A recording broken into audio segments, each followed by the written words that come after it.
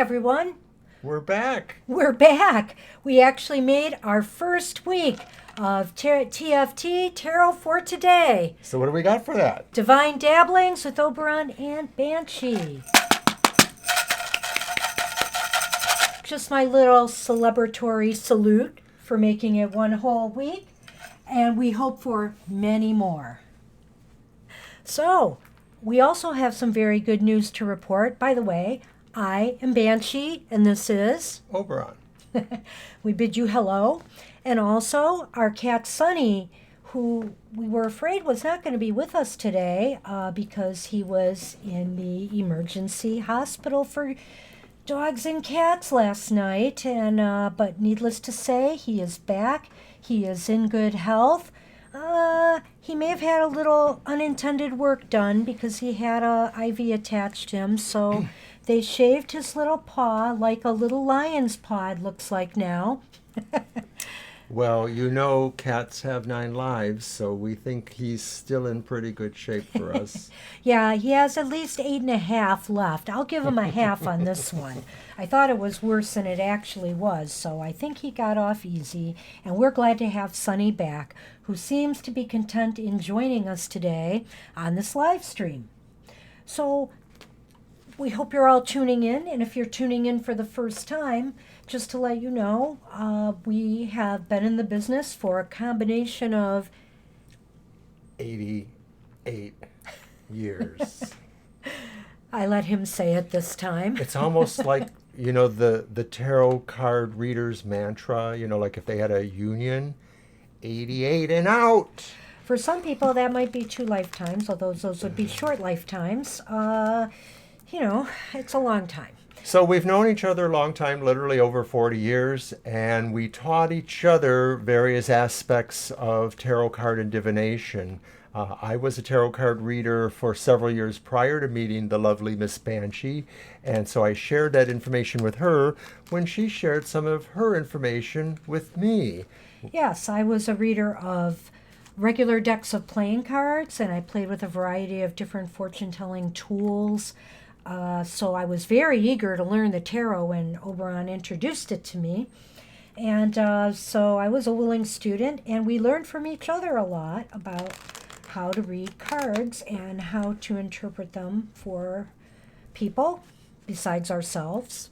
Well, for many years, we read for a lot of the friends we knew. We were somewhat involved in the 70s countercultural movement, and we lived in the hippie areas near Wayne State, and so we had a crowd of friends around us that we read for. And eventually, as we grew a little older, we kind of decided to be more charitable and take our act on the road, and so we started doing more readings for more people in groups and venues. We ended up reading at block clubs and benefits for various charities, and we even read once at the infamous or famous Hamtramck Labor Day Festival. Yes. The Hamtramck Festival. We read there for 3 days, and we probably read for how my many goodness. people? Well, at least 100 or more, I'm sure. No, I think it was 150. double hundreds. Really? It might Yeah, I have think been. so. We had 3 a days. line stretching at one point, and we were at that time doing individual readings because that's what we had done. You know, we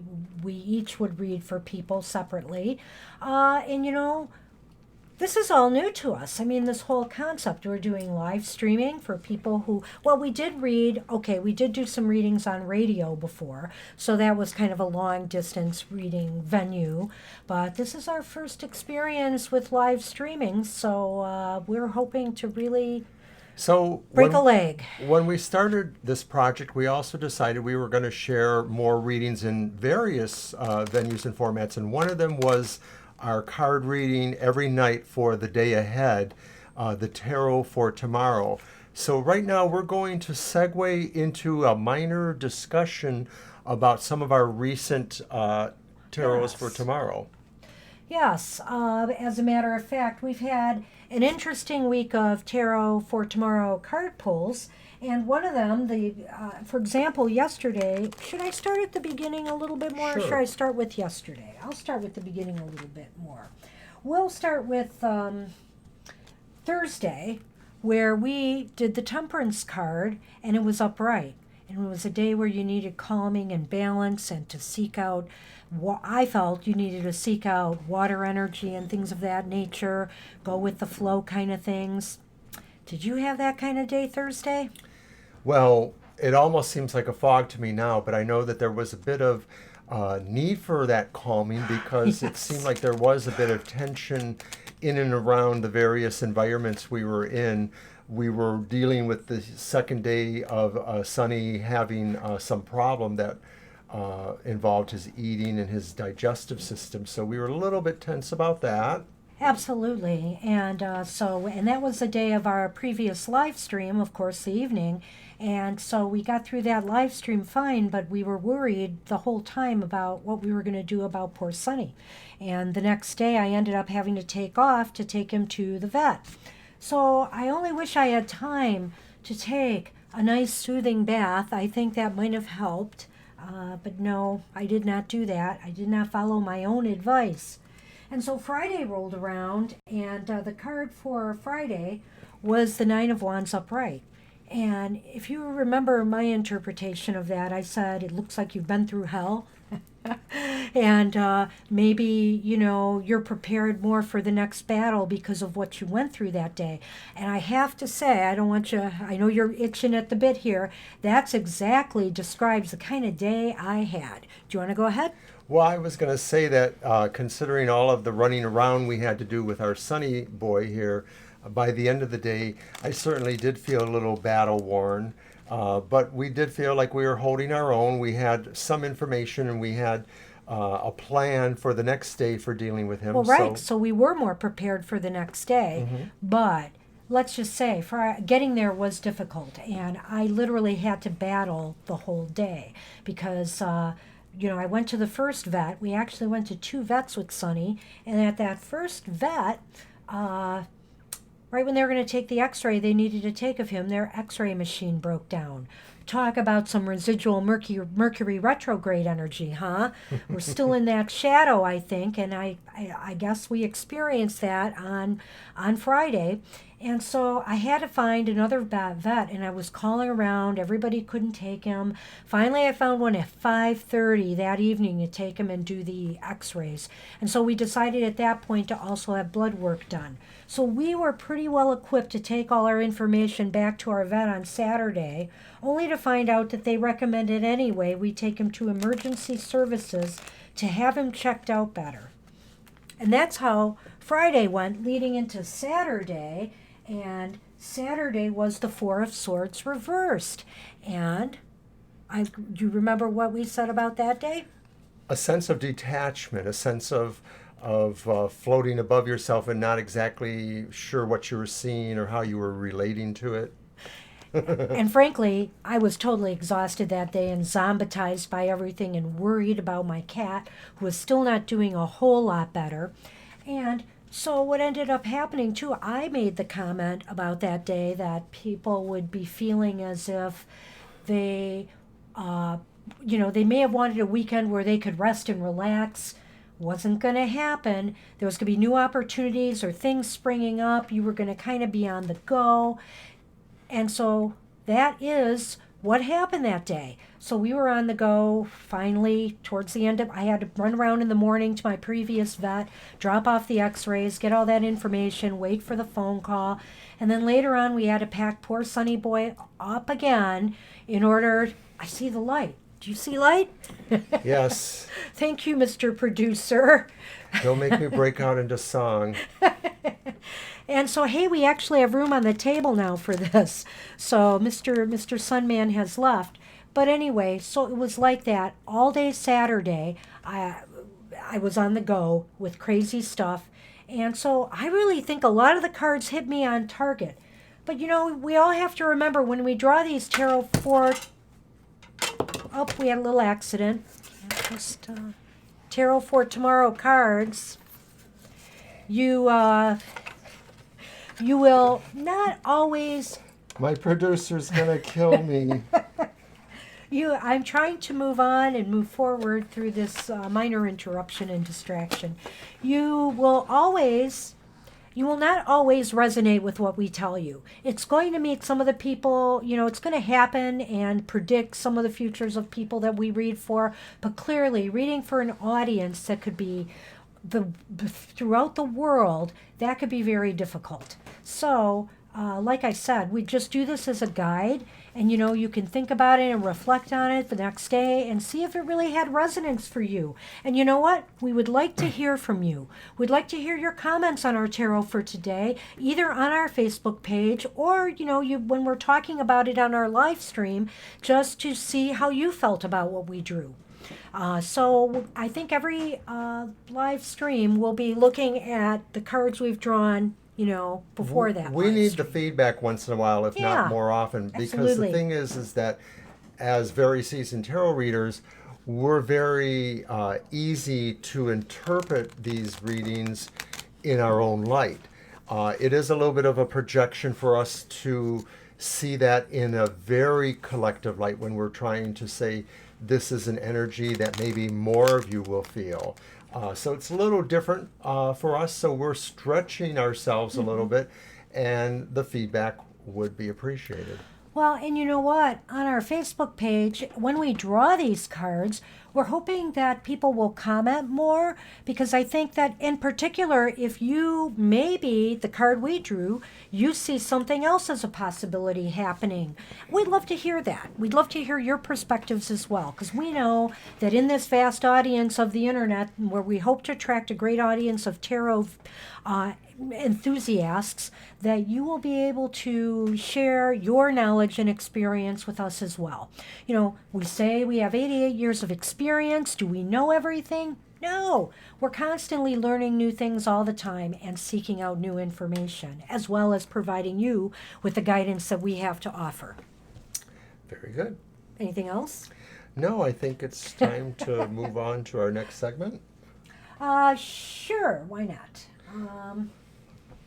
Well, that's you. We're here for the Fool's Musings now, so we're going to segue into that. I want everybody to relax. This will be more of a meditation for us. So to get us into the mood of relaxing, I'm just going to chime softly here, and I want everybody to relax and try to relate to that. Breathing deep. Close your eyes if you need to.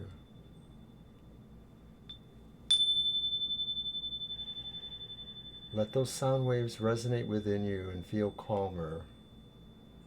I'd like you now to consider yourself in a dark space, looking around, feeling the emptiness, continuing to breathe, continuing to be with me, hearing my voice as I tell you to look ahead.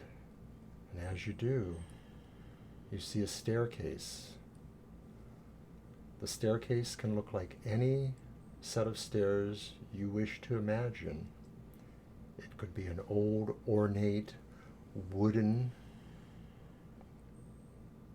spiraling down. It could be a more modern staircase. It could be a metal staircase, a wooden staircase. It could be anything you want.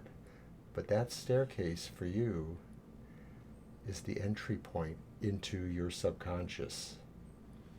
So as we go down those steps, we are going to go deeper into your subconscious so that you can listen to me and be more open to the message that I'm going to give. As we go down the stairs, we count backwards in our mind. I will count with us here from 10 to 1. With each step we take, imagine yourself going deeper and deeper into your subconscious. We begin. 10, 9, 8. You feel yourself more relaxed, more calm, more open to the limitless. 7, 6, 5. You're moving ever deeper now. You're feeling different sensations. You're feeling an awareness, but a total relaxed feeling. A calm that's very deep. Deep inside yourself, you know, if you needed to, you could immediately wake up. You are calm and secure with me. There is nothing that will keep you in this state if you do not wish to be that. We step deeper. 4, 3, 2. We're almost at the bottom of the steps now, and we are almost at the total point of calmness and receptivity. From this point forward, we will move to the meditation. 1 and 0. You are now at the bottom of the steps. Take a moment to adjust to that feeling. Feel the calmness, feel the serenity. Looking around yourself, see a light in the distance glowing, and the compulsion on your part to walk with firm but slow striding steps towards it. You are walking towards the glow, and the glow is beginning to illuminate everything around you. And as you come closer, you start to begin to focus and see what it is that is there. Now, not quite as distant, you see a woman sitting on a throne between 2 pillars. She's holding a scroll in her lap.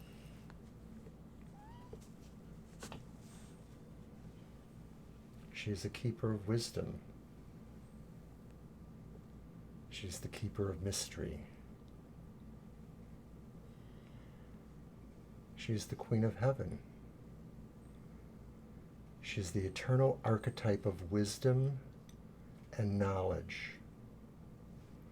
And now you are just standing before her, and you stare into her large, dark, luminous eyes.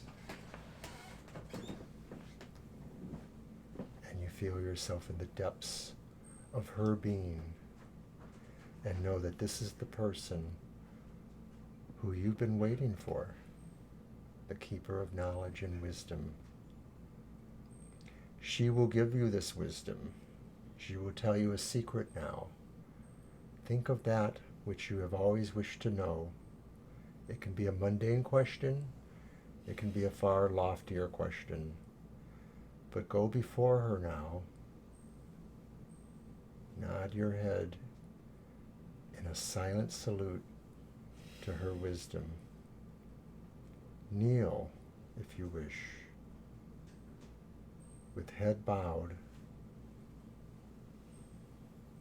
And as you do so in silence, she bends forward and will whisper in your ear that which you wish to hear. So take a moment now and let that happen. The question in your mind does not need to be spoken aloud, for she knows all. Her heart is open to the mysteries of the universe and to everyone. And so she will impart that wisdom to you that is most needed at this time. Take a moment. Listen. And soon you are done. And now you wish to give her something in return for the gift she has given you. Reach into your own soul, into your sense of heart and being, and offer to the High Priestess a bit of yourself. See that as any form you wish, as a flame of many colors, as a drop of the bluest ocean, as a breath of fresh air, as the rock of foundation of all. Whatever that symbol is that represents yourself, take that piece of it and offer it to her. Take it with your hand and put it in her hand. And thank her. And now it is time to go. We must return. Suddenly you are moving backwards, away from the glow, saying your last goodbyes to her, keeping in your heart and mind all that she has shared, and knowing how grateful each of you are for that. For as she has shared with you, so have you shared with her. We're back at the staircase of your mind that will take you upwards, back into the waking world, the world where you will never forget what you have experienced, and you will always be able to go back there when you think of these words, and perhaps when you pull the card for yourself, the number 2 of the major arcana, the High Priestess. So walk with me now back up those steps and feel yourself becoming more awake as you do. 1, 2, 3. Feel yourself awakening. 4, 5, 6. Feeling more awake, more vibrant with energy of returning to consciousness. 7, 8, 9. You're almost there back at the top. You're almost fully awake, almost fully returned. 10. Take 3 short, quick breaths. If your eyes are closed, open them now. Return to us. Return to this land. Return to the wakeful.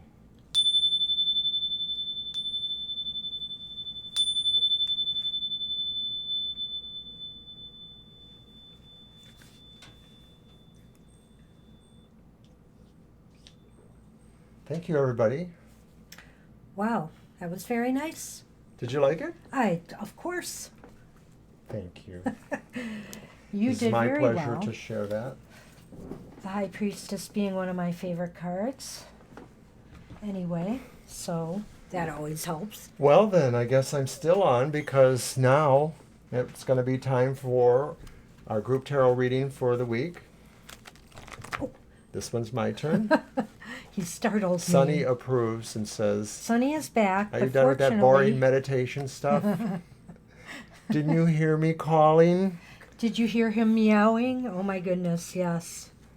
Nah, he was just calling for the High Priestess because, every High Priestess needs a nice cat familiar too. He is so awesome.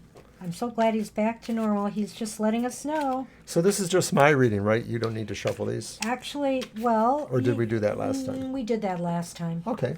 So I will shuffle, but it is your reading, so you will lead with... But we both do interpret still as well. That is correct. But this is... Okay, so for those of you who haven't been with us before, we do one reading for the group at each live stream, and on Sundays will be a spread that Oberon does. It's a 3-card spread, and on Thursdays will be a 4-card spread that I do, and we will interpret them together. The whole concept behind our tarot for today is, can we both get along? And both read cards together and interpret for the group and whoever may want a single card reading from us. You might get some different opinions from us. You might get some divergent answers, and we might be on the same page. You just never know. With us. 2 tarot card readers are better than 1. We're counting on that anyway. Okay, I'm going to shuffle a couple more times. Focus on the days ahead for ourselves and our audience.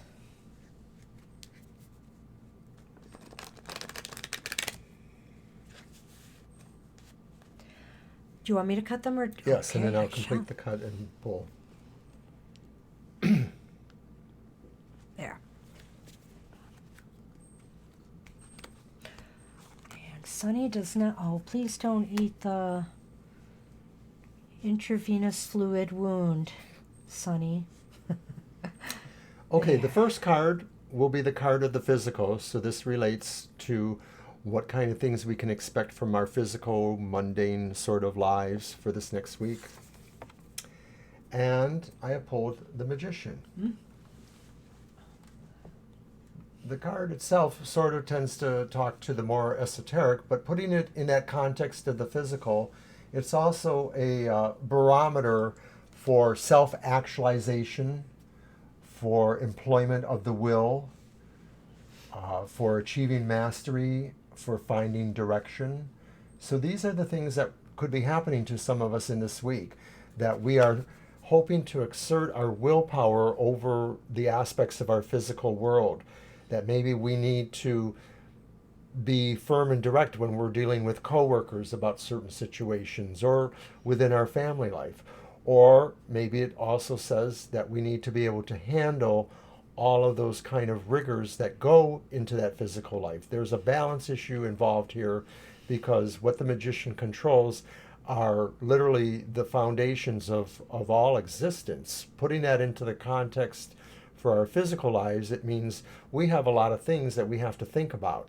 We have to think about things like, am I going to be able to pay those bills? Am I going to be able to get Billy to his dental appointment in time? Am I going to be able to plan ahead for the sneak birthday party that I'm doing for my wife or girlfriend? That kind of thing. So these are actual matters relating to a more physical aspect of life, but the Magician calls us to look at them from a point of creativity and willpower, and to some degree balance. May I Go right ahead. interject? You may. Why, thank you. The Magician to me means that you have some of the great. Wow. Junior Goddess has just told us that this is relevant to her job situation. Awesome. And as a matter of fact, it's interesting you mentioned that, Junior Goddess, because one of the things that I was going to suggest is for people who may be interviewing for a job and, perhaps they have an interview scheduled for a Monday, which I wouldn't wish that on anybody for a Monday, frankly. But at any rate, it seems as though you are prepared. This card, the Magician, means you are well prepared to face that interview. And you have everything in place. You have everything you want to bring with you, your portfolio, whatever. If you're an artist, you have to bring samples of your art, or a writer. You will be set to go. And I would also say this bodes well. It's a little early yet because a lot of people aren't in school yet, but perhaps you are working right now on registering and getting your stuff together for a successful school term. So I sort of see you gathering maybe the tools of the things that are necessary in the days ahead. And that's kind of what I see with that card. So I think you covered it very well, but I wanted to throw those thoughts in there. Thank you, Junior Goddess, for joining us today. So now we're going to move on to the next card. She said she is prepared for her new job. Awesome. Very good. And now we're going to look at what the next card means, which is more about the mental realm. These are about things that you're thinking of, things that you internalize. Maybe they're the worries or the not so worries. Maybe they're the stress you internalize and how you see your mind trying to resolve those situations.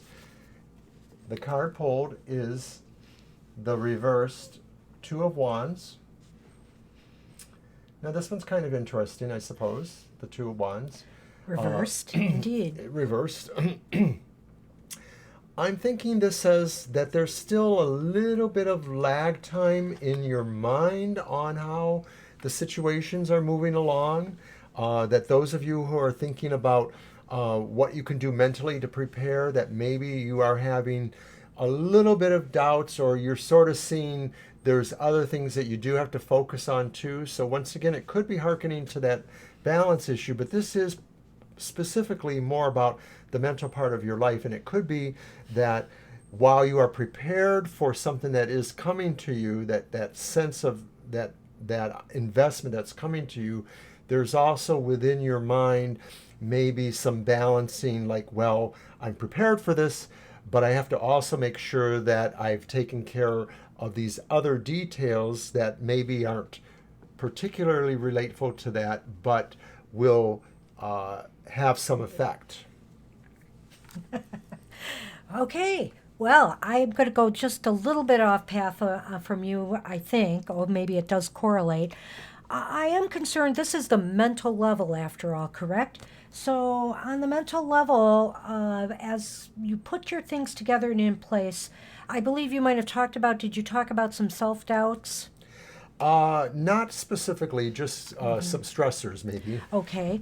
Well, I sense here, that maybe you're worried. There might be some worries as to whether your project and your plans are going to go as planned.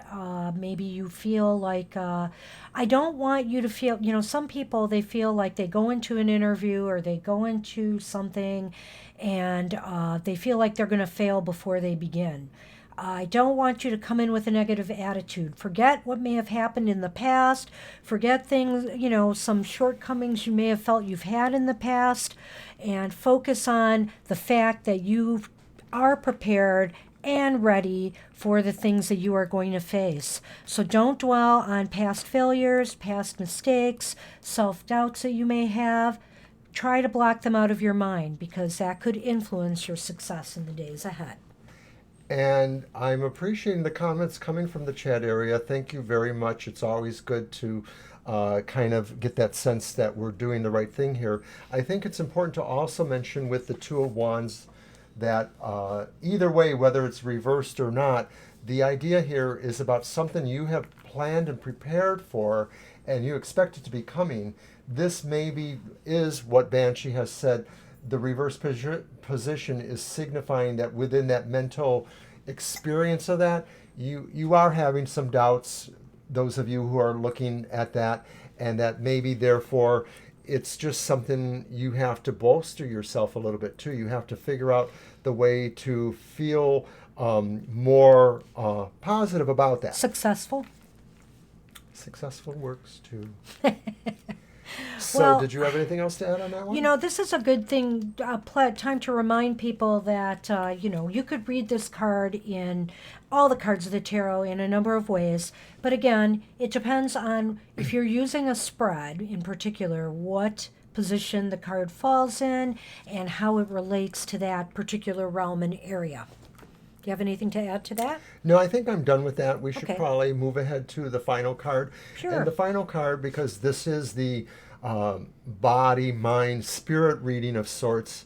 And once again, just to mention, it's sort of a variation on a normal 3-card general reading that I do for most of my querents. So this has been adapted to be more of this kind of group reading for the entire audience. So that's how I made that transition to that. And so the final card, which signifies the spirit, and this is an interesting card because it's another reversed How interesting. two. Right. It's the Two of Pentacles reversed. And I think that a lot of times the twos in and of themselves represent balances. Sometimes the balance is there. Sometimes the balance is yet to be achieved or is a work in progress. And so I sort of feel that that's what this one is. But when it's reversed, it may indicate to me just some tendency to be a little bit more frustrated than normal about where those balance issues are. Because with this card, and this is going to kind of sound contradictory, but this card sort of pertains to the physical parts of your life, the balances between children and jobs, or taking care of somebody and taking care of something else. But we're talking about the spiritual part of that. And so maybe this is saying that from the spiritual point of view, these things feel like a lesson in spirit. That to some degree, having this challenging work, having these challenges of your balance, having to weigh outcomes against other outcomes, is something that spiritually will help you, whether you possibly realize that or not. It's building that character of the spirit. It's building the sense of love for more than yourself or more than your most immediate concerns, but a greater love in a way, a spiritual love.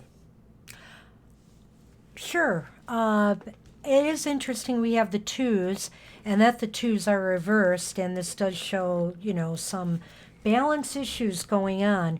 And here in the spiritual realm, seeing something so earthly like the pentacles is interesting to me.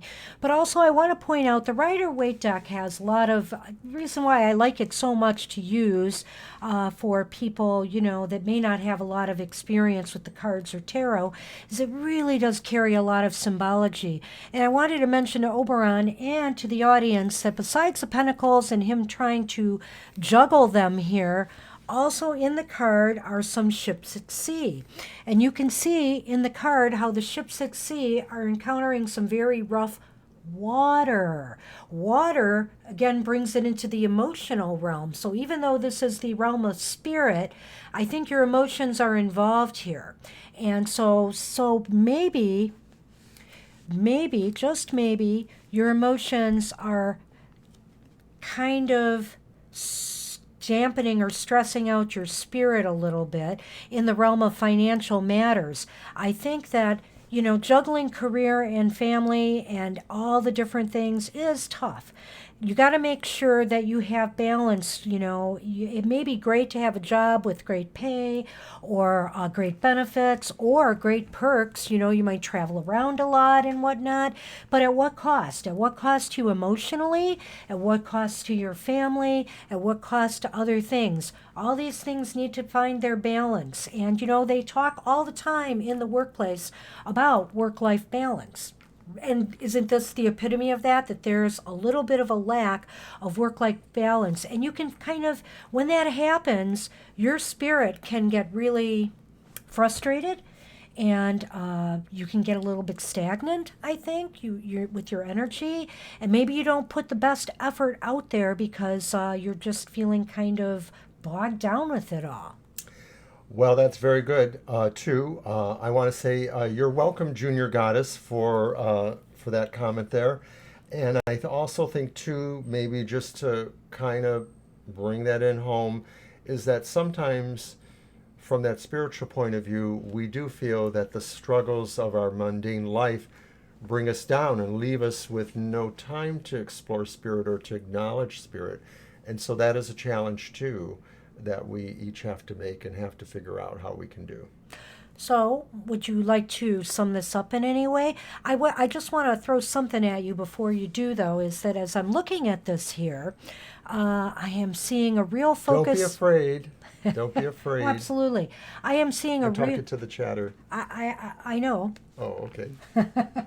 A real focus on enterprise and finances, it seems to me. Yes, I would have to say that's true, that it does seem to be that way. There's the idea that there's creativity that can add to that dimension of enterprise, and that enterprise itself adds to the idea of finance. So yeah, I guess so. I'm not sure if that's really summing it up.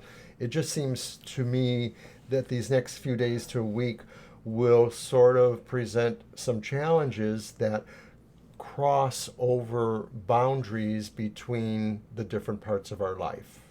Yeah, and I would just caution people that with the magician, what it's saying in the physical realm is basically you need to get your ducks in a row. You need to have it all together to, and put your mind right. Don't dwell on past failures or mistakes. Put your mind right and in a successful attitude to meet the challenges ahead, which may include finding some balance in your material life and your emotional and family life. Does that about sum it up to you? That sounds really great. Oh, great. Thank you. Well, you're very welcome, Mr. O. Well, I like I when you think call we're me doing Mr. fine O. time-wise, so, that's why I wanted to say if you had anything to add. Did you feel any need to draw a final card? I actually did, and so I would have to say that when you said to sum it up, that kind of threw me off because I was sort of moving into that point, like, let's do one more Oh, card here. So this card will be the card that, to me, also kind of sums up how you're pulling those physical, mental, and spiritual forces and concerns together, or not. or not. Oh, see? Well, What did I tell you? it's the Eight of Swords. This is not necessarily a good summing it up card, but there is a lesson here, perhaps. And Absolutely. if it's not a lesson, it's more like just something to be noted of, which is that overall, there is the idea that most of our lives, perhaps, are containable, and that we really do have to try hard to break certain limitations, and that this week may show that from those different levels, there's a sense of having to figure out how to escape that, how to move beyond that. And of course, the key image from here is figuring out how to also see where you're going. So escape boundaries or limitations is one thing, but having the knowledge to see and put that all together. And so then I'll just give as one last nod is that the sight works on different levels too. You can see things physically, but you also have to see things with your heart and your spirit as well. Wow.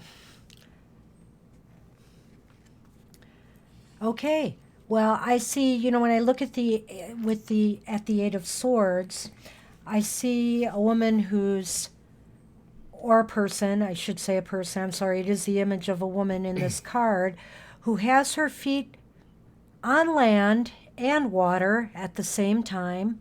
And also, she is surrounded by these swords. She has blinders on and she is bound. And so, when you look at the two things that were in the mental and the spiritual realm, you see that you really are going to have to take off your blinders and stop these things from holding you back. If there are things holding you back in family, let's just say, for example, some people have been restricting your ability to move forward with a career or with certain things that are very important to you, certain goals and objectives. Maybe you need to work with them and work it out and make some compromises so that, everybody has something to gain from the situation.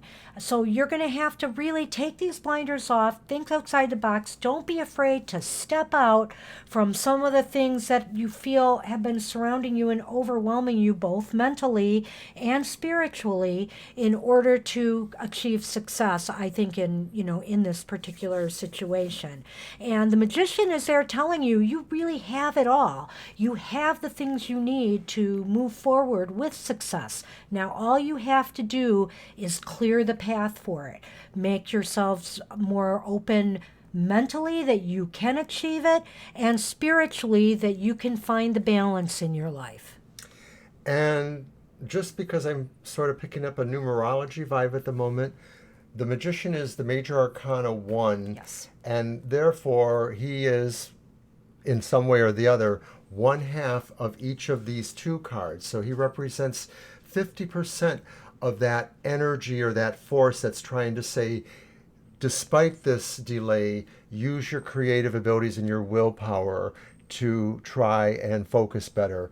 Despite the things that you have to also pay attention to, try to use that will to overcome that, to stay focused. And so, in additionally, 2 plus 2 is 4, and 4 is one half of this card, the 8. So, one half, 50% of the Eight of Swords energy is trying to say, is this a tenable position, or shall I move beyond it? Because to some degree, although the person there sort of shows being a prisoner or being limited, maybe that's not really the total picture. There is nobody there who really would stop them from walking forward and around those swords. So 50% of defeating or overcoming Your restrictions is just having the will to do that. Very good. Very good, thank you. Awesome reading. Why, Thank you. thank you. Thank and you. you helped. And I helped. So, are we going to have a debate or are we going to move to more questions? Well, do you have a debate topic today? Thank you, Junior Goddess. We love reading for everyone. Well, we will be doing more readings in a little bit, and hopefully we'll open some time up if anybody has a question in the chat for some chat readings, but that'll be just in a little bit. If we don't have... So hang around if you can. I don't really have a good debate this week. I was Okay. thinking about this for a while, and I think what I'd rather do is let's try our question deck one more time this week. Okay, And let's then do we'll that. take a little break from that next week. We have some other programming planned. We're always coming up with new ideas for what we want to present on the show. But right now we introduced something in previous live streams, the question deck, which I like to call that the tarot has the answer to any question you may ask. And lo and behold, since Sunny's here with us today, I have my miniature deck of tarot cards, which might be easier to work with. We're going to scatter them around in a pile around here so that we can just pick cards at random. And what we're going to do is we're going to pick a question from a question deck I made. And this is based on an exercise that Tarot Authority Mary K. Greer has recommended in one of her books to create a question deck, pull a question at random, and see how the tarot will answer that question. So anybody out there listening to us, if you have experience with the tarot, or if you see something in the image that calls to you and gives you an answer to the question that we didn't come up with, feel free to add it to the chat and we'll discuss it. So I'm going to pull a question and then we'll pull a card and see what we get. Wow, well, this is a fun question. What would tarot No. do? What would Toto do? Toto. You should be into this one. Mr. Oberon loves The Wizard of Oz, so I threw some cutesy little references in there. What would Toto do? What would Toto do? What would Toto do about what? Well, just anything. What would Toto do? Toto would probably sing about Roxanna, or Africa. I'm not sure where you got that.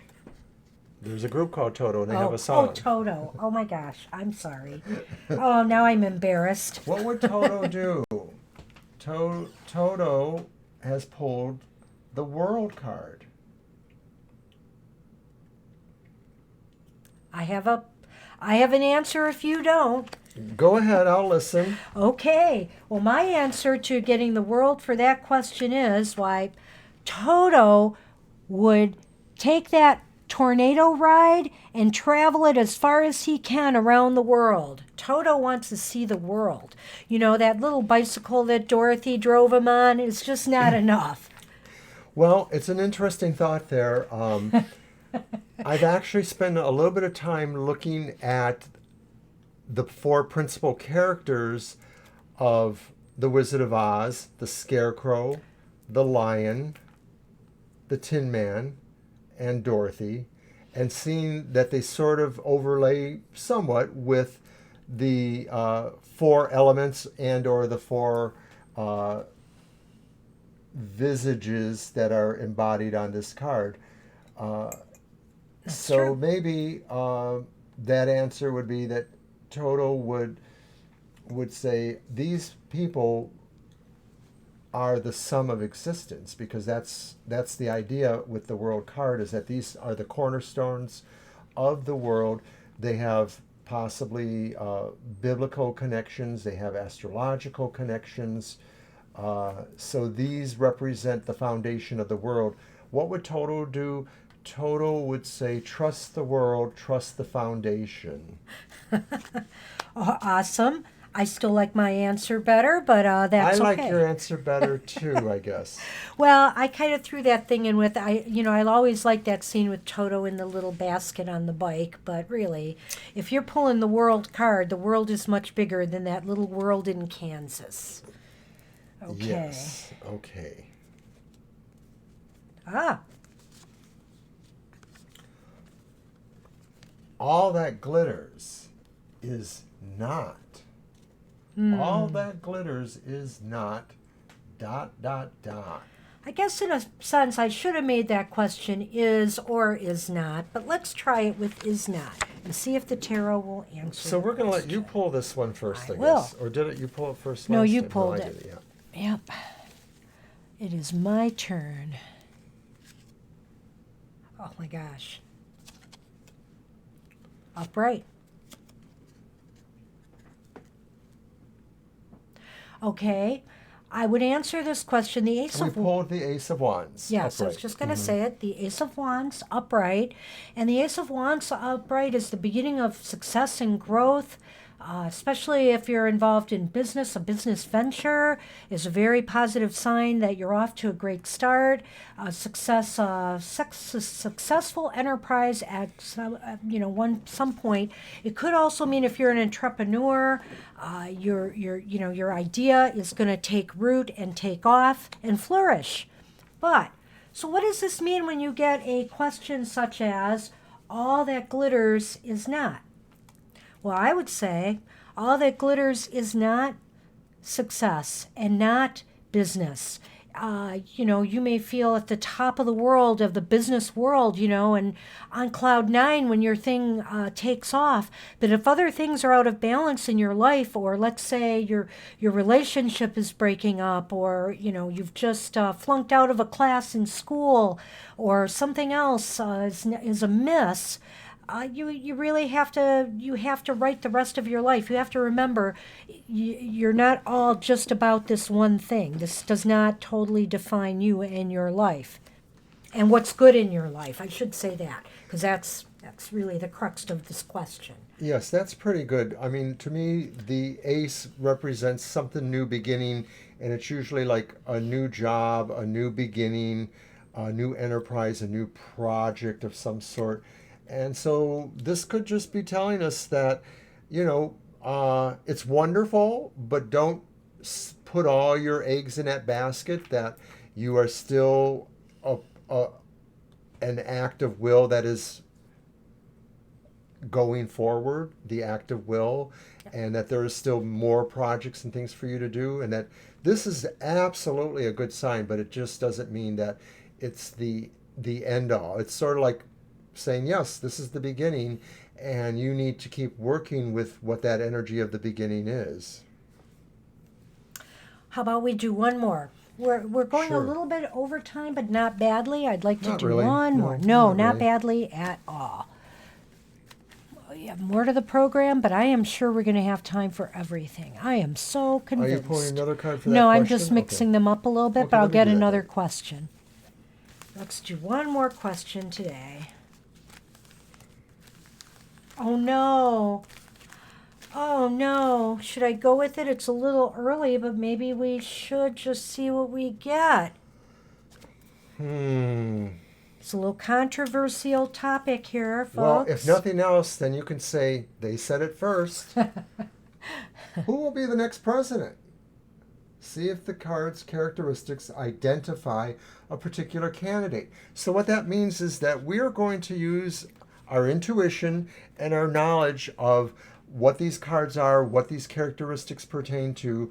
There are elemental associations, there are numerical associations, there are various associations that we are going to see if that gives us a feel for who the next president elected will be. And remember, we're about 18 months out or so from that. So we are doing really focused predictive reading here. Oh my goodness. we don't even know which of the two candidates are actually in place. So this may be a question we'll come back to at some We point. will probably absolutely come back to this. And you know what? I think it would be because the Democrats still have something They like don't- 9 people. right. They don't have Yeah. a nominee yet, so No. so it's really going Let's to be. just see preliminarily what I the think- field looks like. I think What it looks like. we should each pull a card and give it. We can comment on each other's, but I think we should each pull our own card and decide if we own that or if we're just going to comment on it. All right, I'll do that. So I'm going to go first. Go ahead. Oh, this is really happy news because I have picked a female character, and I would like to think that maybe we will get our next female president. That would be a wonderful thing to happen, What have provided, you of pulled? course, it's the Queen of Pentacles. Oh, the Queen of Pentacles. The Queen of Pentacles.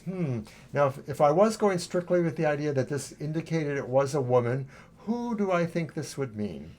Well, I don't actually know all of the candidates thoroughly enough to really decide, but off of the top of it, something tells me that this card makes me feel that maybe this is a person like Elizabeth Warren, mostly because she's got her feet firmly on the ground, and yet she's a very creative and a very masterful personality as I see her so far. So that's what I'm going to say I see there, is that this card to me could be a good indicator that it's Elizabeth Warren. The only reason why I say awesome to that is because Elizabeth Warren, you know, didn't she have in Congress, didn't she have a lot to do with finance and commerce department and Consumer consumer accountabilities concerns? and right. So the Pentacles is a perfect. Does rather speak to that, which I think I was picking up too. Yes. Now, if you went with more physical attributes, would that still hold true,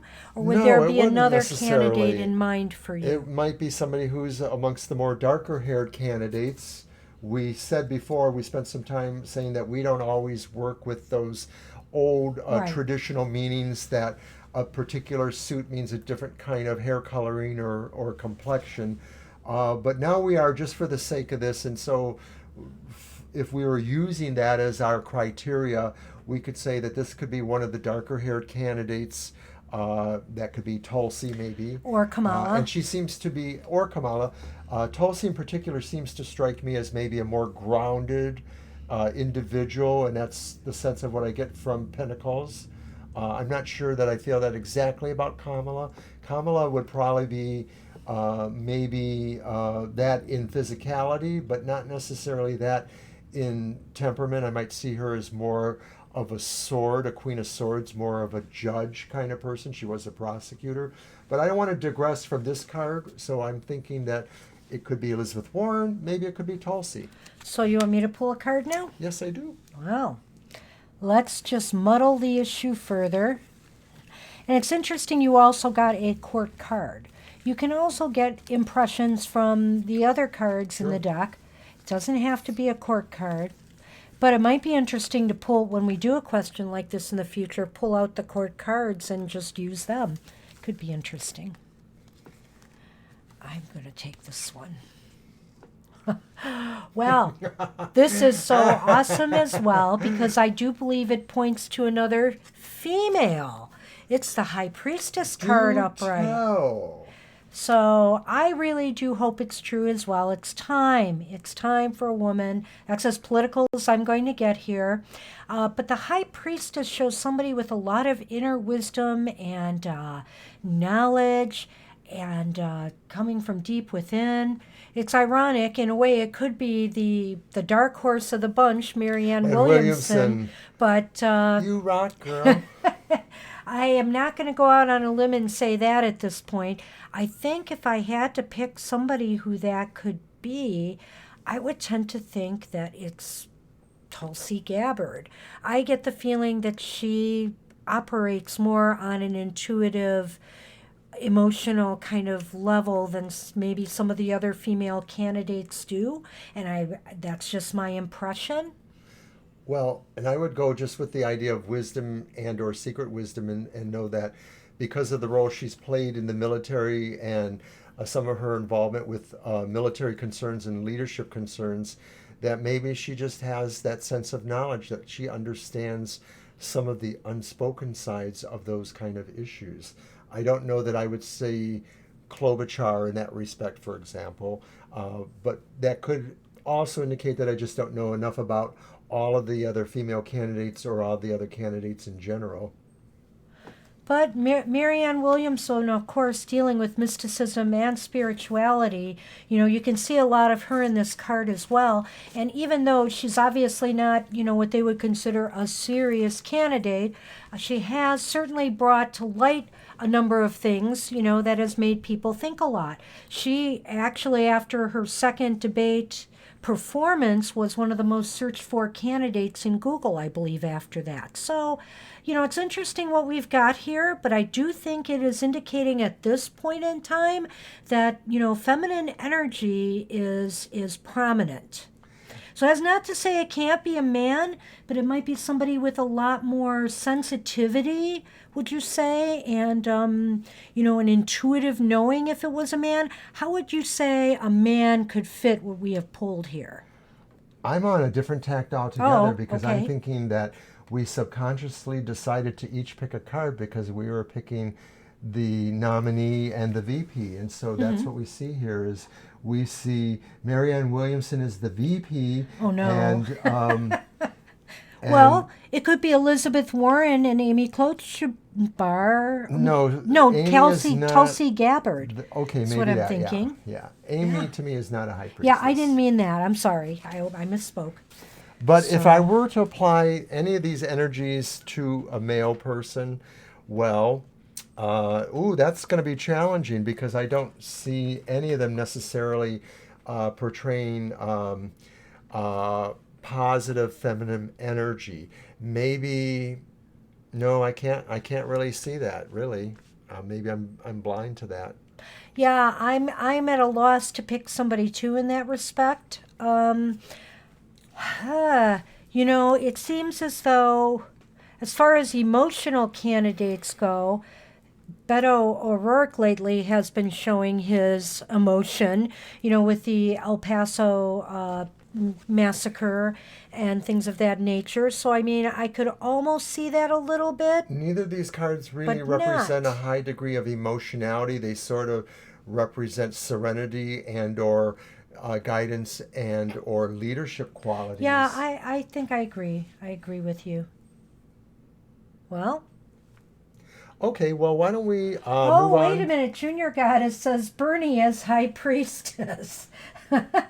Well, what do you have to say about that? Thank you for sticking with us, Junior Goddess.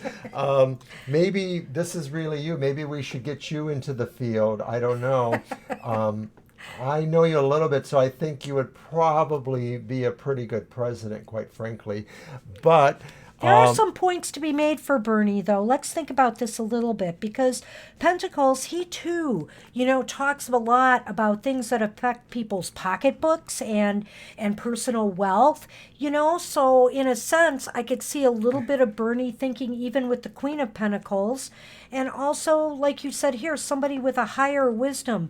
Bernie is incredibly knowledgeable. I've always felt that way about without him. any disrespect, I think I understand why our chatter out there thinks that this card could also represent Bernie if we were looking at that. And that's because the B is for Bernie and the J is for Jewish.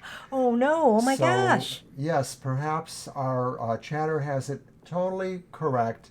This is the other persona of Bernie Sanders. Let's make an anagram with Bernie Sanders and see if it comes up to be High Priestess. No, that's probably not going to work. Well, let me just say that, once again, what Mr. Oberon is showing is that there's just so much symbology on the traditional tarot cards that, you could look at anything here for a sign and a clue. And that's basically what we're doing when we answer questions like this randomly. And I think that was actually quite good observation. Well, it was like what hit me at the end of the group reading about the numerological relationships between those cards. So sometimes I challenge myself with what I can actually pull in there. So very cool. So that is our question deck Oh my goodness, fun we're for into today. our We second are. and final hour. And you know what? I think we should start the hour off in case Junior Goddess or anybody else would like us to do some quick one card pulls Yes, for them. let's We do will that. also offer this towards the end of our live stream if there's time. But we're going to do a special thing today at the end of our live stream. Should I tell people now so they can Yeah, go stay ahead. tuned? We are going to pull our Tarot for Tomorrow card live today. And we're going to post it later on Facebook, our written interpretations, but we will dialogue and discuss it here with you today. So that those of you who haven't been to our Facebook page will get a little taste of our tarot for tomorrow. Very good. All right. So let's see. Does anybody have a single question We they'd have like? another chatter. Hi there. Do you have a question for us, possibly? We're at the point now where we're going to do some questions. So if you're thinking of a question, join us. Anyone from there, we probably have enough time to answer more than one question, but we're going to try to keep those short. So go ahead. We'll just shuffle the cards while we're waiting for that question to show up, possibly. And thank you again for those who are joining us in the chat room. Well, and you know what? To get the ball rolling, actually, I have a question. Go ahead. Do I get to ask a question? Yes. And also, I'm going to take my hat off now. This hat is actually a tarot card hat, which is awesome. There are 3 tarot cards on it, if you'd like to show them off. The 3 of Wands is one. I hope my hair is not a mess now. I got that at a festival somewhere years ago, and I love it, and I brought it out for the 1 week. Maybe I'll bring it out once we reach a month. That will be awesome. Okay, we have a question in the chat, so let's do that reading. Okay. Will Will I Junior Goddess succeed in my succeed new- in her new job? Sorry I interrupted. Do you want to take that one and start shuffling? Okay. Yes, we like the hat too, but you know what they always say? You have to have the head to wear the hat. And I guess we're just going to leave it at that. Okay, he's alluding to the fact that You have everybody pumpkin thinks I have a head. pumpkin head. Pumpkin I head. have a pumpkin head, shaped head. And I'll tell you what, hats are very hard for me to wear. It's a lot of them beautiful just pumpkin do head. not It's a fit very me. beautiful pumpkin But that head. nice little stretchy headband, it is plastic, and I was worried, will it break when I try to stretch it around my pumpkin head? But it is not, so I'm very Will happy Junior about that. Goddess succeed in their new job? Shall I do the 3-card aces? I It think was you a yes should or no just, question. Oh, I think we're going to give you a bonus, Junior Goddess, because you stuck with us so long. We're going to give you a 3-card yes or no reading. And again, remember, if you don't get the answer you hope to see, Turn to another YouTube channel. no. Remember that tarot's just a snapshot in time. And with the knowledge that we give you through this reading, we hope that, in the end, the outcome will be successful. I'm ready to do this reading now.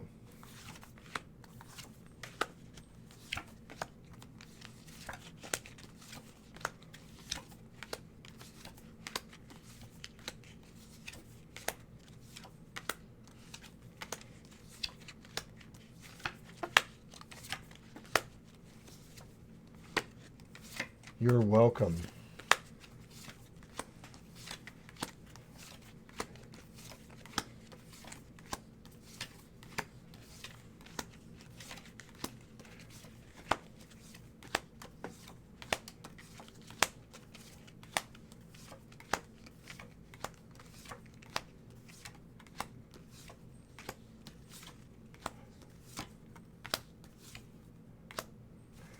Okay. The cards indicate that there is a chance of yes here, but there are some other factors that are going on. So I can't say that it's a completely positive total yes, but that's how I feel about tarot cards in general. And I just want to remind you that, of course, you can always ask us again. But let's look at what the factors actually are saying here. The first card that I think is the most prominent really is the sense that this card here, the reversed 8 of Cups, represents a turn towards more material concerns. That this card is not saying I'm looking for the answer to the life, I'm looking for a way to get through life, and that usually means having a good job or having a good sense of being prosperous and physically responsible. So that's what that card shows me, is that there is that turn towards that.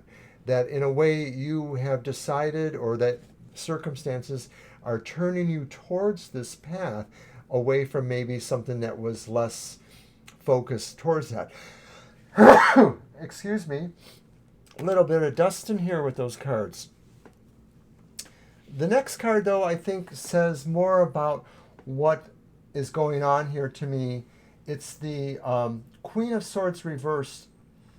And I'm thinking this card says you have to cultivate a more positive attitude on certain levels, that you can't be too self-judgmental, that this card may be saying you are looking at yourself too severely, and that you are not liking yourself as much, or that you're not wanting to give yourself a more positive chance here. So that's what I want that message to tell you, is that you just need to maybe lighten up a little bit, or to look at yourself in a more fair light, not being so critical.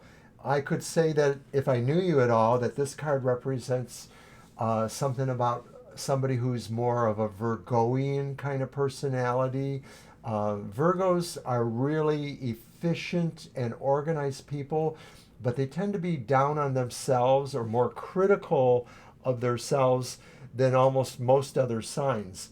Now, you probably aren't a Virgo, and I don't want to suggest that that's really what's going on, but I'm just saying that as an aside. Think about that, and think about not being as critical or discriminating about your own tendencies or qualities, and kind of go with the flow a little bit more. Do you want to offer an injection here?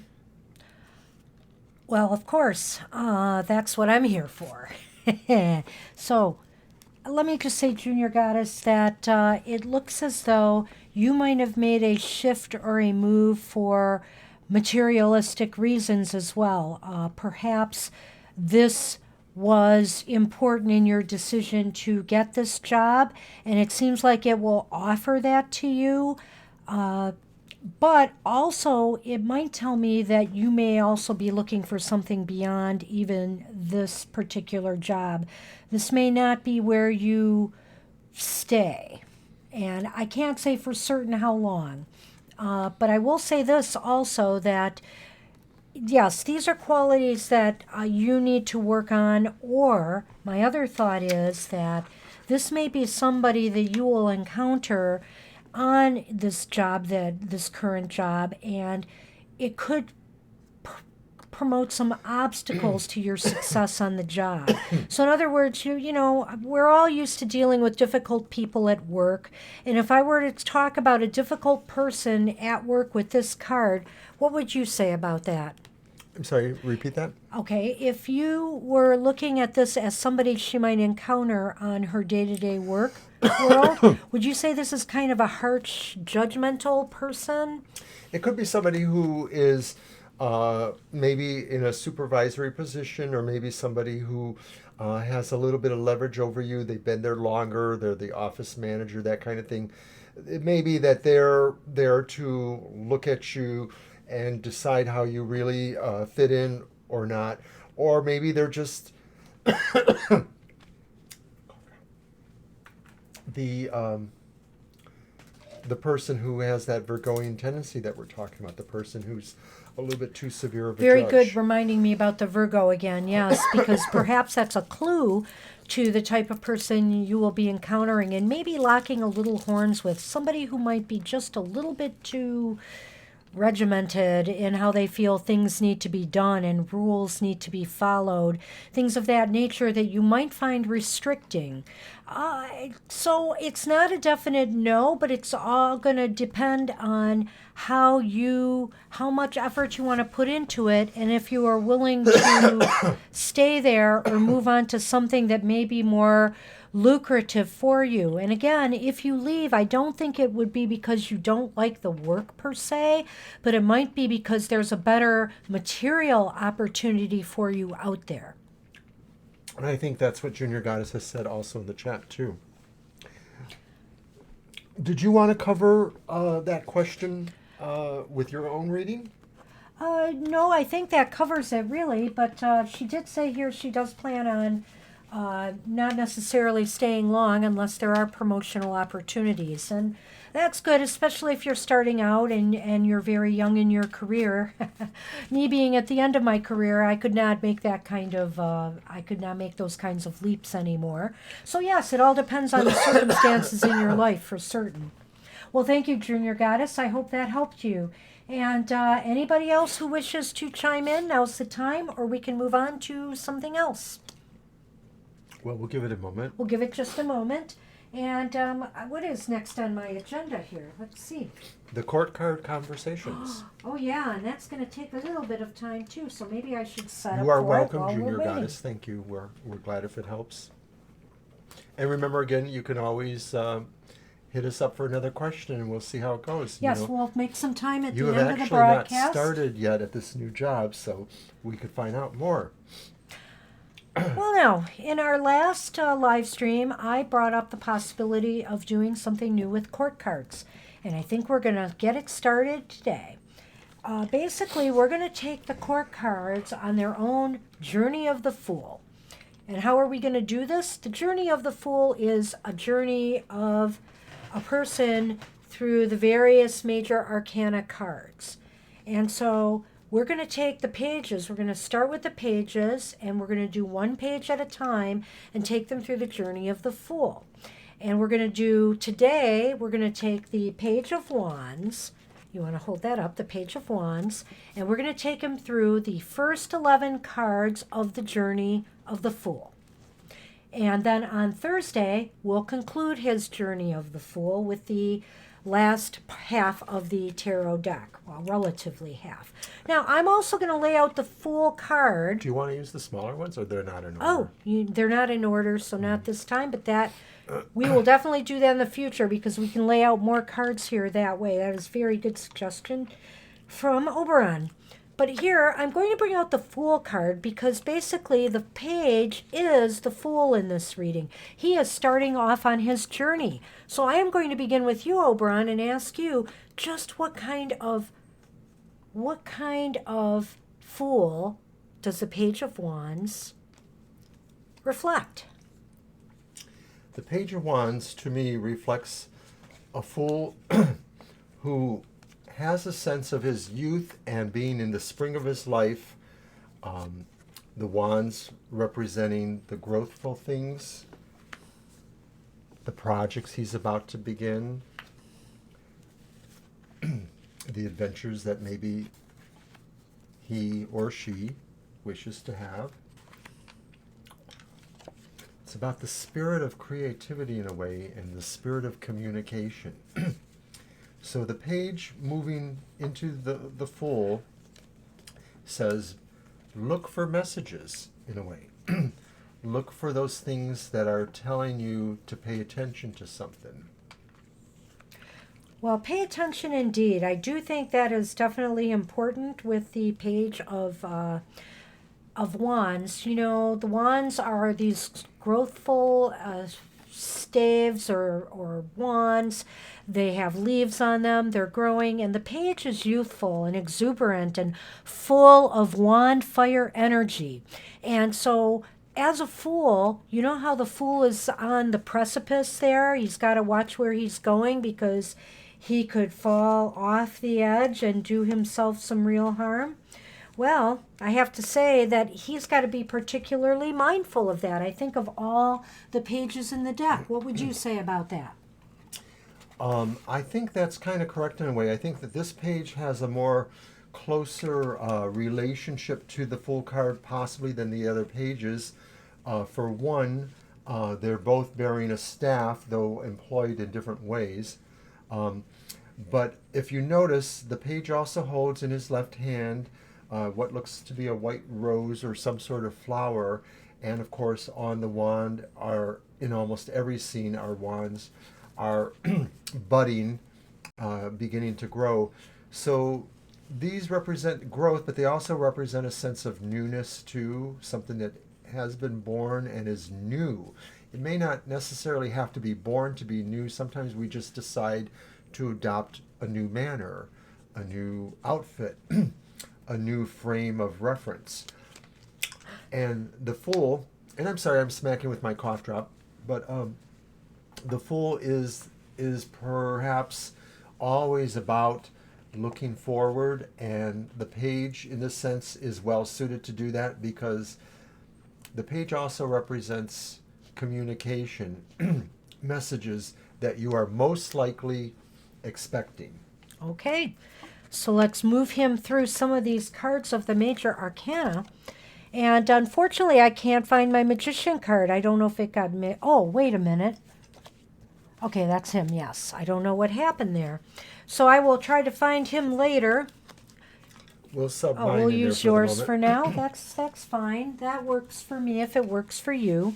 So when the Page of Wands encounters the Magician, he's got all this youthful energy and exuberance, and the Magician is the card of, you know, getting all your ducks in a row and making sure that you have all the tools and things that you need in place to go on your journey.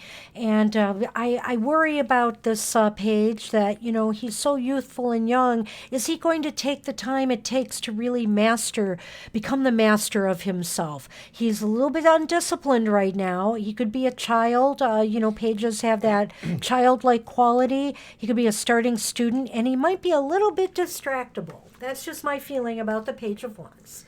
If we're looking at the Magician as a sense of a challenge, like any of these cards, the page falling into them represents what challenges or concerns that he might have.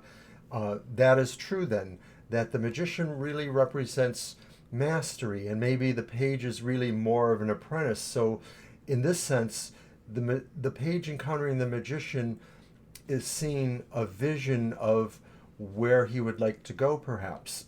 So, what advice, if you were the Magician, would you give the Page of Wands specifically?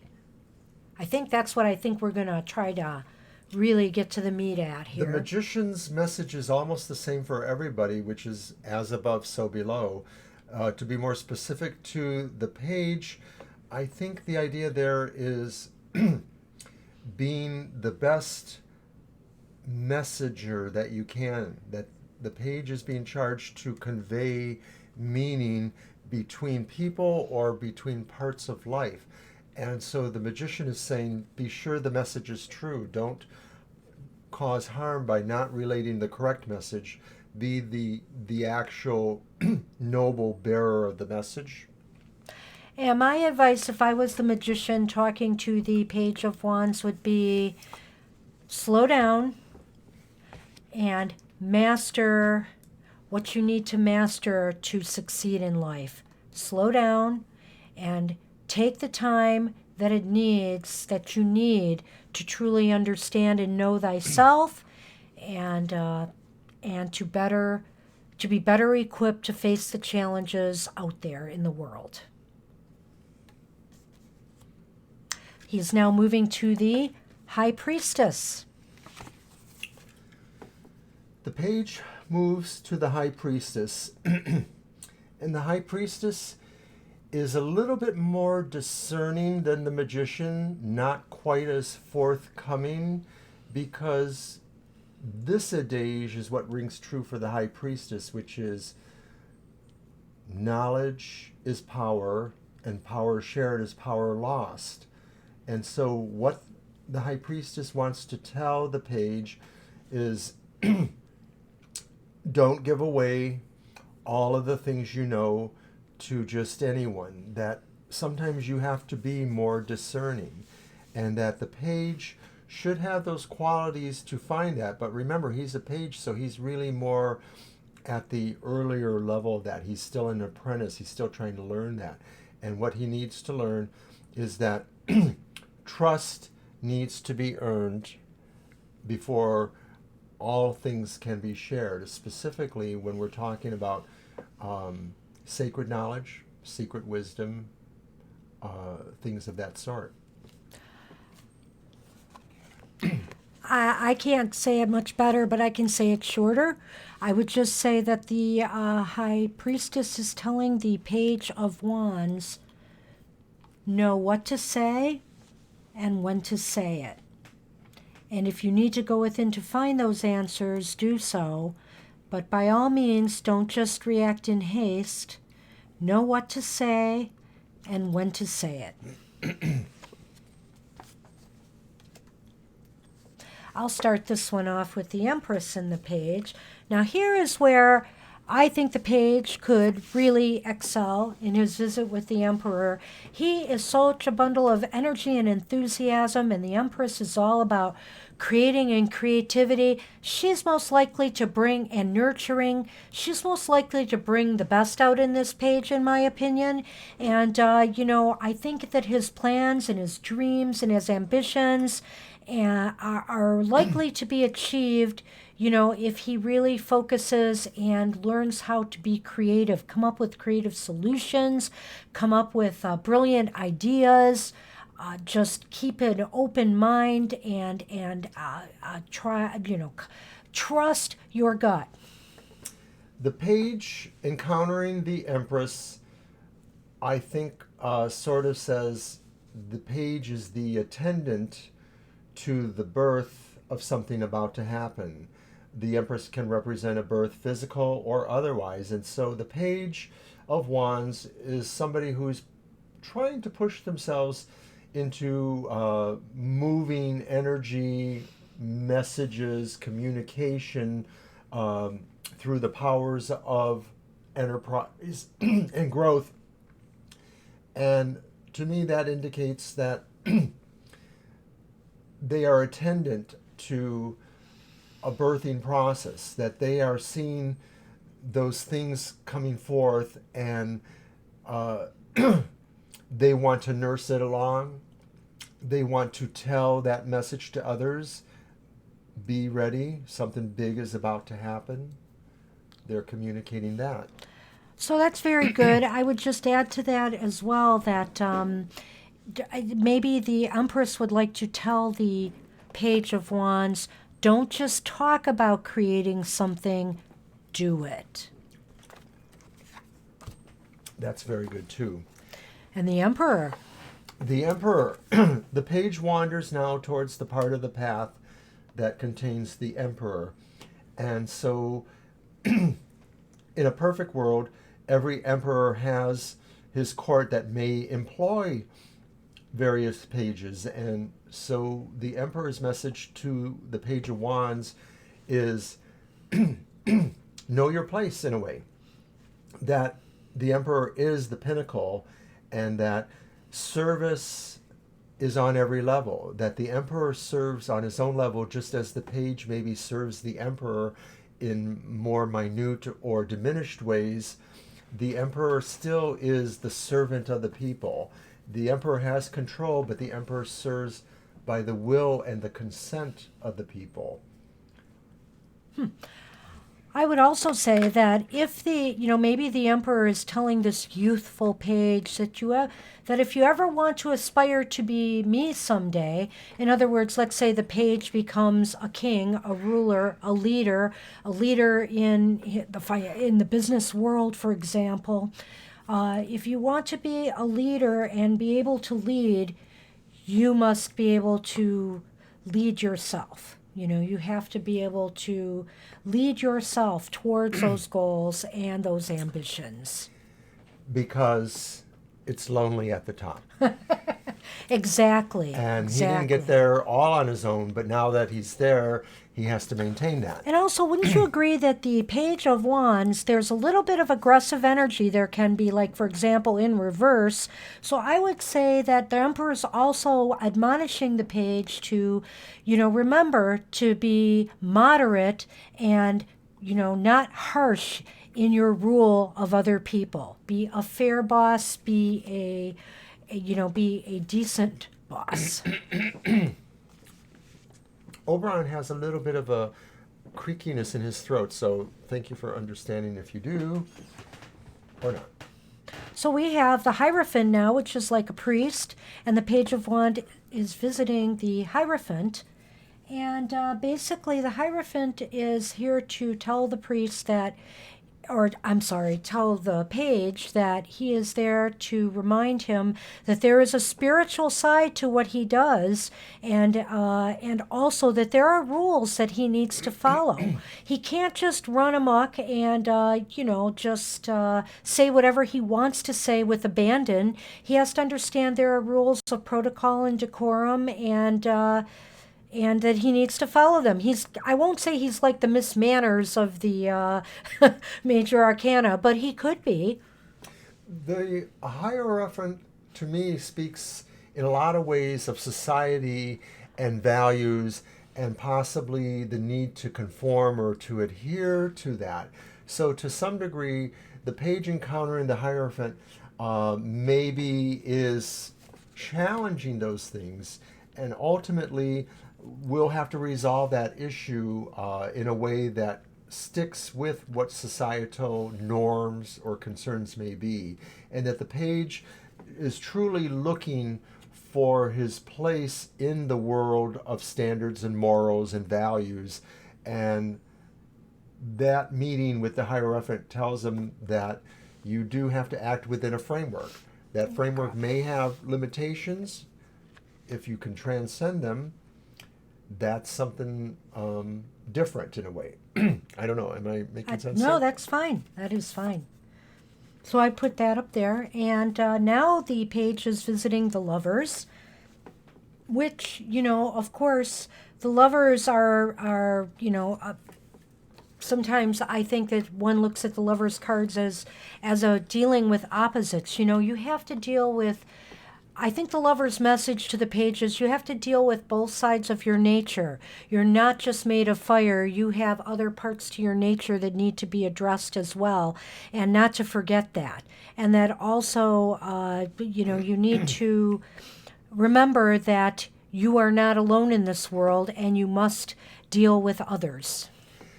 If the Page of Wands encountering the Hierophant was about challenging society's norms, the Page encountering the Lovers is maybe a little bit about challenging society's differences. And the idea that sometimes like does not attract alike, but sometimes we are attracted to the opposite. But also, too, that it is basically a choice, the choice over vice or virtue, or Good and evil, even to some extent, maybe not so right, much. or to put into the last card's context, conformity or nonconformity. And so maybe the message of the Lovers is to not always be so afraid of fitting in, but also seeing that there is a power and a challenge in embracing the opposite and embracing plus minus kind of situations, and saying that's what the Page of Wands can do, because the Page of Wands is the youthful person of will and direction. And so when they come to the Lovers, they maybe have a really good way of seeing that message there, that it is also good to embrace diversity.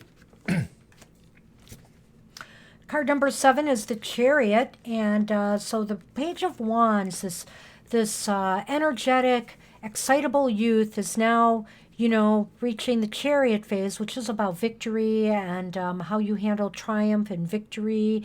And I would just say the Chariot's message to the Page of Wands would be that you have to run the race in order to win the race. You're not going to get from point A to point B without some movement in between. It's about movement. It's about the ability to move forward with your plans and goals and not expect somebody to hand you the trophy.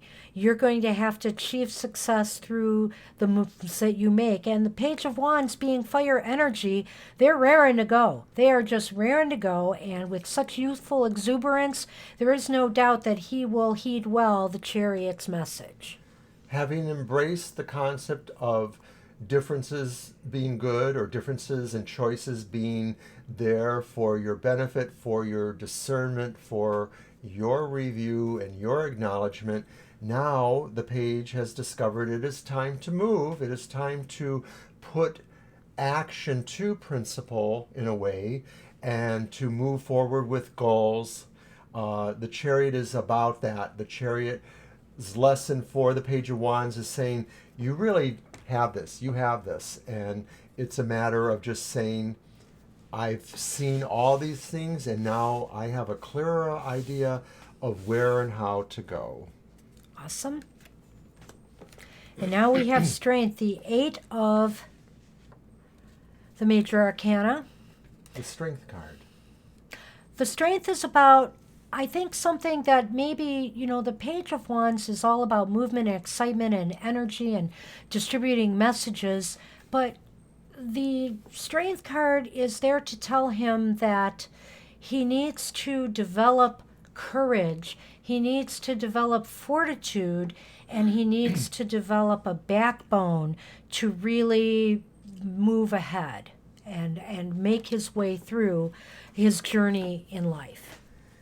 I would also point out, too, that just like in the first card of the Arcana, the actual magician, there is a figure 8 over this figure's head. And so that relates to the concepts of renewal and ongoingness, a sort of sense of nothing really ending, everything is just moving onward. And so what the page encounters here is the sense that there are some absolutes in life, and one of those absolutes is the power of true strength. And true strength is not just physical strength, it is also the sense of being able to apply outrageous and fundamental heart emotional understanding to your problems.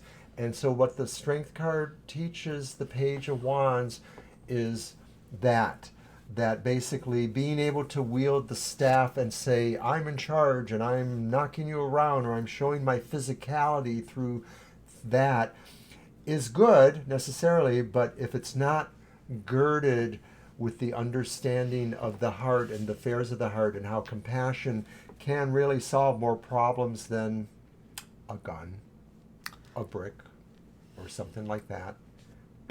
So we should always strive to keep both of those in our thought and concept, because there is a time for force, but there's also more likely a time for love and understanding.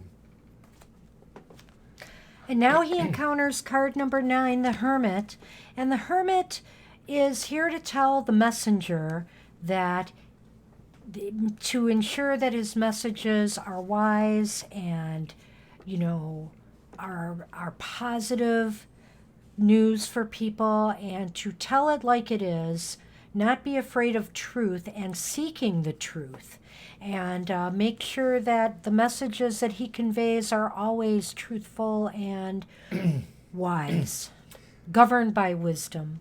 In numerology, 9s are the end of the cycle, because after that we go to 2 digits, and those can be reduced once again into a 1 digit. So the 9 represents kind of like the end of the matter in a sense. So it represents sort of a final achievement or a final summation, if you will. And that Hermit card represents the pinnacle of that, of understanding that all those experiences he has gone through has taken him now to the completion of a phase. And the 9 card is more or less the ending of that phase. Note too that the Hermit holds a wand as well as the Page, but the Hermit's wand is not flowering, is not budding. And that is sort of saying he has more or less achieved his potential, and now he is here to reflect that back to others. What the Page of Wands learns from him is that every goal is a good goal if you are able to attain that. And so the goal here is to listen to the Hermit and apply all of those lessons of that phase, of that life leading to that, to move you forward towards the next phase. I'm just going to add that, the Page of Wands, again, he's got a lot of this enthusiasm and energy. And the danger here is that the Page of Wands is not taking the time necessary to learn what he needs to grow. And he can be kind of the student that I think would have I don't want to say he has ADD, but he could have a little bit of attention deficit disorder when he's encountering somebody like the hermit, because he just wants to keep moving. He wants to get his message out there. He just doesn't want to sit back and take the time needed necessarily to learn what he needs to learn to be more successful. In a way, all of the pages represent mini fools of their own. They're sort of in a process of about to step forward into something. They bring with them the cares and concerns of their suit. For him, as always, what I suggest is that he's wanting to communicate something. He's wanting to see something Sure. move and grow. And so his meeting with the hermit is perhaps reminding him there is still time to slow down and not be quite as impulsive. Yeah. Here we come to the 10, and the 10 is the Wheel of Fortune. And how will this page manage and navigate the realm of fate and luck? And I would say the page probably will do pretty well here. I think he's such a quick adapter and mover that he should be able to go with the flow, and whether life's ups and downs come to him, he will be able to manage that, and he will be able to be productive. I feel that he, above maybe some of the other pages, because he's so much into he's got that creative bend about him. He's got a lot of inspiration and enthusiasm that I don't think that the wheels downturn will affect him. But the Wheel of Fortune is here to remind him that, life does have its ups and downs, and you better be ready to navigate through them. Another thing to consider too is that the suit of the wands sort of represents a season of spring in a way, and the pages themselves sort of also represent youthfulness. So it's that time of life of freshness. We could think of little baby rabbits that are just hopping around like crazy, or all the things that kind of come to life in the spring. And there is the Wheel of Fortune saying all of life is a cycle, and learn all of its pratfalls, all of its twists and turns. Learn how to see things in the time of seasons. There's a quote from a song about how everything dies because it puts its strength into the season. You just nailed it to me here, because I think that really probably is the message, especially for this particular page, is everything in its time. He has to remember that in particular. And I feel that strongly with the Wheel of Fortune anyways, but the sense of the somewhat considerable, more naive, fresh, impressionable page, or Page of Wands in particular, is a lesson that he really does need to learn. And finally, for this episode, we're stopping with Justice, and Justice is the card number 11. And it's really interesting for the Page of Wands to be here with the Justice card. The Page of Wands can have, when it's less favorably aspected, it can have a lot of tendencies towards aggressiveness and aggression. And maybe Justice is here to remind him that his actions will have consequences. That's pretty good. There's not really a lot I can add to that. The page coming to Justice is that pretty much essentially the reminder of fair play, the reminder of consequences, the reminder of balance. And we see so much of that in most of the tarot cards. We're only halfway through the deck, but the Page of Wands will be encountering more reminders about balance and about duality and binariness. And in this day and age, when a lot of us are stretching beyond the concerns of binary situations, it's sort of interesting to have to move the tarot and its messages into that. I sort of think it's well suited for that, because here, let Sonny get his camera shot. There we go. The tarot is about a sense of ambiguousness in a way, because as we've said before, you can ask the questions again tomorrow or 5 minutes from now, and circumstances may have changed. justice sort of applies that way too, because justice itself maybe is ever changing, ever moving to encompass, hopefully, all the new concepts that we take in as a society. And the fact that these days now, 50 years or nearly 50 years after, well, more than 50 years after the civil rights movement brought a sense of justice for more people who were not having it, now we are dealing with those situations with the role of transgenders and other people who see their sexuality or other aspects of their being, their gender, very differently. Will we be able to serve justice for all? Will we find the Page of Wands within ourselves and look for justice?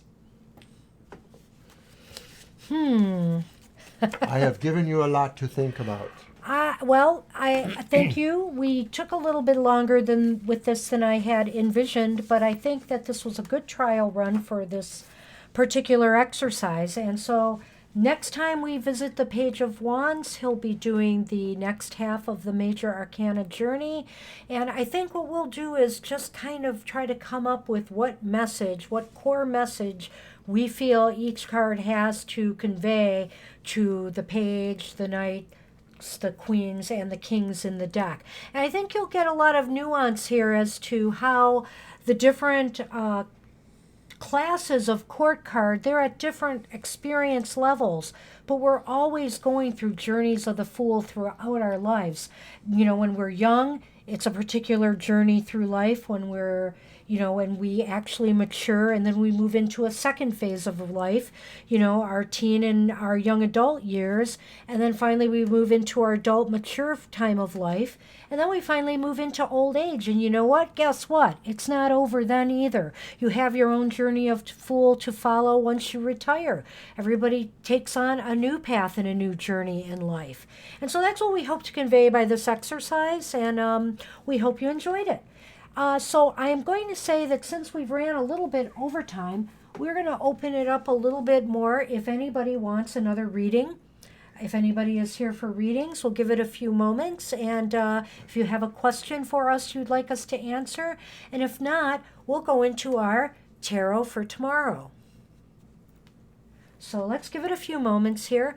And so I do really think this exercise is a good one. It's a little bit long. Maybe we will not do it. Maybe we'll just do this once a week. And it will stretch it out longer, but it'll also keep the flow going with this, and we'll be able to bring in some other activities in our live stream as well. At some point after we're posted, we will probably do some editing so that we can kind of remove certain parts and have them more in a cohesive format, so that people who might want to just see what that journey was will be able to just find that video on our website. So in other words, we'll break up some videos of the different things that we do here, and I think that's just a great idea. So, if you're just here for readings, you might be able to see that, the group readings. If you're just here for, some of the educational aspects or some of the fun games that we're doing with you, that's a possibility as well. We'll try to break them all down. If you're here for the cats, if there's something exciting that they've actually done instead of laid around all day, like poor Sonny here, who's just recovering from his traumas at the vet. Shameless blurb of sorts, but on our YouTube site, which we are broadcasting from now, yes, I have recently posted a small clip from our first inaugural broadcast. It's entitled Oberon Drones On While Sassy Cat Yawns. Yes. And I guess you could call it an editorial comment by one of our other cats, Sassy, who decided she needed to weigh in on the proceedings. Decided she had enough of his blah, blah, blah and wanted him to move on. It's a short, under 2-minute video, so we hope you'll see that and or some of the other videos. Looks like we're not getting any more questions, so do we want to just finish up with what we I think suggested, we the have tarot a for tomorrow? good 10 minutes left, so we can start shuffling the cards. We'll use your deck for the tarot for tomorrow. As I explained earlier, what we do is every night we pull a card for the following day. We're going to do it a little bit earlier because obviously it's only going on 4 o'clock Eastern Standard Time. So we're going to pull a card and this will be intended for tomorrow. This card is intended to be a general card for everyone. It may fit more towards others than some people. So we hope you are able to get something out of it. And once again, you will get the wisdom of 2 different tarot card readers who have combined creaky 88 years of experience. Now, And so basically we go ahead and focus shuffle. on, what could happen tomorrow for us and our viewers. And we both shuffle the decks, and then, every other reading, there's a different one of us cutting the decks and picking them up. And each reading that we put on Facebook, we decide who's going to start first with the interpretation. So sometimes it'll be me starting first, sometimes it will be Oberon. And do we know, who is starting first this time? It'll I be me, believe. regardless. Regardless. Okay, I'll let it go because I do believe you did start yesterday, but we'll let him start I don't again. think that's such a defining It thing is that has to happen. me. Okay. Well, then, I'm very happy that you let me go first sometimes. All right, so I am to Cut cut them, and he will pick them up, and we'll see what card it is for tomorrow. Ta-da! Ooh. Oh, it is the Knight of Pentacles reversed.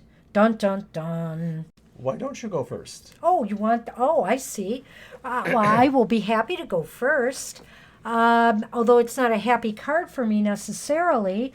The Knight of Pentacles reversed, he's a mess. He's rushing in on his horse, and unfortunately, he's rushing into some bad possible financial news coming your way, or financial times. This is not necessarily something you've wanted to hear.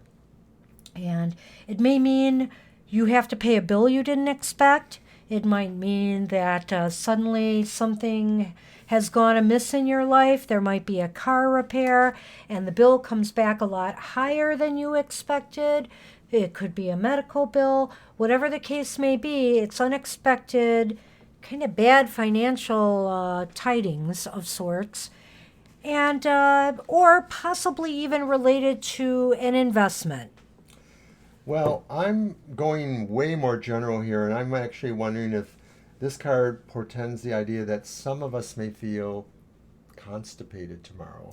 Maybe not constipated in Excuse that me? traditional way, but sort of just really slowed, the lack of inertia, the plodding nature of things, the turgidness of things.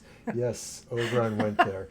But I sort of see this idea that some of us are encountering things that really slow us down, take us out of our stream, maybe possibly refocus in areas we don't want to be. Like all of a sudden you find out that the thing that was really exciting you wanted to do, you can't really do it because you don't have any laundry done and you need laundry for the next day. It's sort of like recalcitrant things that sort of bring you back to mundanity, that you can't fly with the egos because you're down at your washing machine trying to finish that, or you suddenly found out that you have unexpected company and you have about 1 hour to really clean your house up and make it look a little bit presentable before somebody comes by. I'm sort of seeing a derailing of projects to serve mundane projects rather or instead. I also see something else here. The possibility exists that you could get some bad financial advice. Do you think that might play into this as well? Some bad financial or investment advice? Maybe not so much that, but I would be careful about rushing into any new financial venture or investment, because it's clear that it could fail. All of the nights have to do with movement towards a course of action, depending on what the suit's energies or essence portray. And when reversed, therefore, it sort of says a confliction to that movement process. So that's why I said constipation before. But Should we just take a Dulcolax tomorrow? Is this what you're yeah, telling us? everyone needs to take their equivalent of a karmic or spiritual Dulcolax, if not the actual one. But things are not moving the way you want them to, and Okay. that's really what I'm seeing here. And that the idea that maybe bad advice is coming to you, this to me looks more like the result of acting on bad advice, maybe. So that's the idea I'm feeling there a little bit. It's a little bit of like what you're saying, but it's maybe saying like something that you decided to do really ended up slowing you down instead. I like that. So that card, we're going to post the picture and we're going to post our, our written synopsis of what we feel it means for our viewers and ourselves tomorrow. Gee, you don't think this has anything to do with all the money we spent on our cat coming to haunt us? It was worth It was every money well penny. spent. It was. We would do anything for our cats. Oh, anything. I think we should also just briefly mention a couple of things that we were going to try to do today, but we just didn't get around to it because maybe we'll be doing those on Thursday. So one of those we were going to do more reviews. Banshee was going to review 2 more products. I have 2 books that I'm going to review, and I think I will save that for this next live stream Thursday. And also, maybe just to give you a heads up for next Sunday's broadcast, I plan on bringing out some really ancient, or one really ancient divination tool from my collection to show you some of the things that they used to use, say, back in the 1940s, the 1920s. Almost 88 years old? Yes, yes. And maybe some things from the 1960s that I have. Some rather, so also expect that in upcoming broadcasts as well. And maybe we'll be able to even demonstrate a tool or two. I've just had another Oberonificant revelation of sorts, and that is Do that tell. with 88 years of combined experience, if we split that up and each of us has 1/8 and it's sideways over our head, we ourselves have the infinity symbol on our head. That the magician just like and the magician. yes. So we rule because we're magicians, we're tarot card readers, and we have 88 years of experience together. Indeed. So anyway, that's almost concluding our broadcast today. I'd like to thank, don't know if she's still with us, but I'd like to thank Junior Goddess for contributing to the chat today. Really appreciated that. Please remember to join us on our Facebook page and at our Twitter. You will be seeing more tweets from me. It's bound to happen because I'm gearing up for it now. Have some great ideas to share on Twitter, but also our Facebook feeds. A lot of them will go right into our Twitter account. So, whichever way you come to us, we hope to be present there for you and offer you some sage advice and wisdom and encourage you to come and join us in the live streams. We like to get this to be more interactive. Some of these games that we have are just set up for you to come and interact with us and give us your opinions as well that we can share with everybody and that you can share along with us while we're talking. By all means, you can carry on your own conversations there that we can interject in.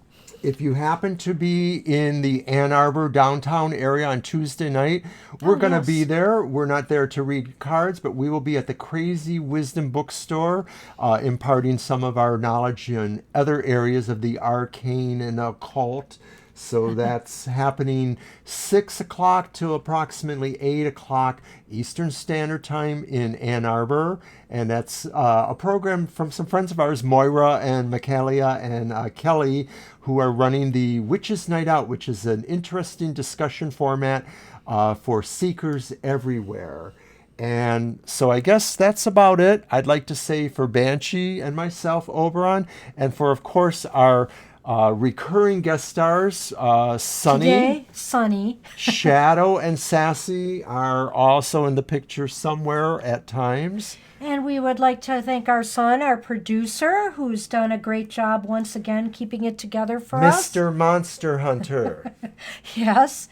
And also again our wonderful granddaughter for all of her artwork that she's done for us thus far. And I heard a little rumor that she would like to be on our show with us sometime. That would be awesome. So that would be cool. Maybe we'll be doing that before summer's over. Who knows? Yep. So take care, everybody, and we will see you on Thursday, 7 p.m. EST. Eastern Standard Time. Be there or be square. Bye. Bye-bye.